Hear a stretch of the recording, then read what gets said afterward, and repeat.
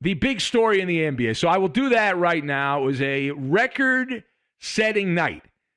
The new king of the triple-double in the NBA on a random midweek night as the regular season winds down. We're less than a week away from the curtain coming down on the regular season, the curtain going up on the postseason, the beginning of the postseason. And Russell Westbrook is the lead story all over the place. People all excited about Russell Westbrook, the NBA record for career triple-doubles, a record that has had stood the test of time since 1974.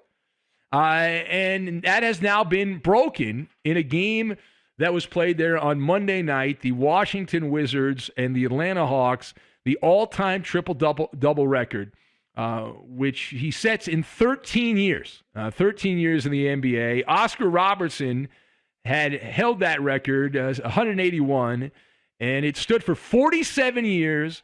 And then Westbrook went out, had 28 points, 13 rebounds, and 21 assists, and the Washington Wizards lost that game. So let us discuss briefly, a mini Maller monologue on Russell Westbrook becoming the all-time king of the triple-double.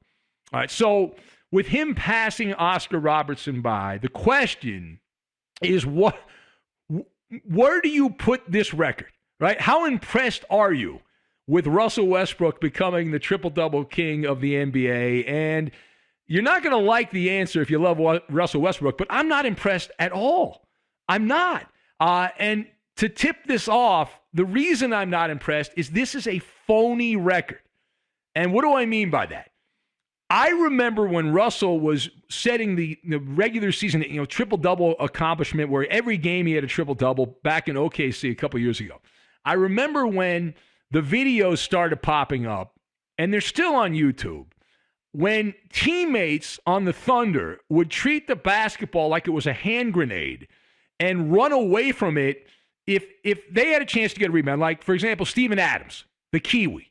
He had an opportunity to go up, get the rebound, but Russell Westbrook was in the same area. Then Steven Adams would defer and allow Westbrook to get the record because Westbrook, the team goal, the stated goal was Russell Westbrook's got to get the triple-double. Once you see those videos, and once you see how many times this has happened when he was in Oklahoma City where Russell Westbrook was given an extra rebound by a very generous teammate who was more concerned about looking out for Russ, it's hard to take this seriously. It's hard to take this seriously. And furthermore, this particular night, a loss to the Atlanta Hawks is the perfect snapshot of what Russell Westbrook's career has been in the NBA. He is a stat bandit, tremendous stat bandit. He's getting the Manny Petty treatment from the basketball media. Slobber, slobber, slobber, lick, lick, lick for Russell Westbrook. And in this game where he sets the record, a record that's been cheapened by all those bogus triple-doubles he got back in Oklahoma City, on this particular night, what did Atlanta do? Final possession. Washington's got the ball, clock winding down. Hawks have the lead. What did Atlanta do? Brilliantly. They baited Russell Westbrook to shoot a perimeter shot. And what did Russell Westbrook do? He shot a perimeter shot. Clank! And that's it.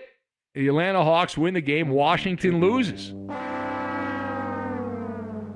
And that snapshot is pretty much on par with Russell Westbrook and his NBA career. That is standard operating procedure.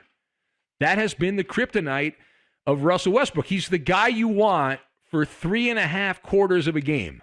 But the last part of the fourth quarter, you would like to have him on the bench because if your plan is to win the game, he's not the guy you want out there. He is out of control.